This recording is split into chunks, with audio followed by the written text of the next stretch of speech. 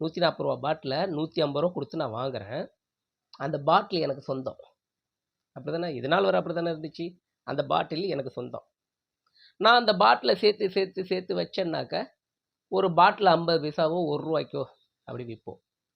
அப்படி வித்து எனக்கு தெரிஞ்ச நெறைய பேர் பாட்டில சேர்த்து வச்சு, அவங்களுக்கு குடிக்கிறதுக்கு காசு இல்லாதப்ப, இந்த பாட்டிலெல்லாம் கொண்டு போய் கடையில போட்டு, அந்த காச எடுத்துட்டு போய் அவங்க சரக்கடிச்சு கடையில போட்டு வாங்குன அந்த காச எடுத்துட்டு போய் சரக்கடிச்சு, நான் பார்த்துருக்கேன். அது நெறையா தெரியும். இது எல்லாத்துக்குமே தெரியும்.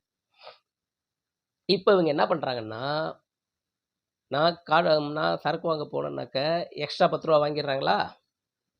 திரும்ப நான் வந்து அந்த பாட்டில ஒப்படைக்கும்போது, எனக்கு அந்த ரூ. 10 குடுப்பாங்க. சரி. இப்ப பாட்டில் என்கிட்ட இருந்ததுன்னா, நான் தனியா போட்டேன்னா, அதுக்கு எனக்கு ரூ. 1 கிடைக்குமே. 50 பைசா வச்சுக்கங்க. 50 பைசா எனக்கு கிடைக்குமே. அந்த மாதிரி ஒரு மாசத்துல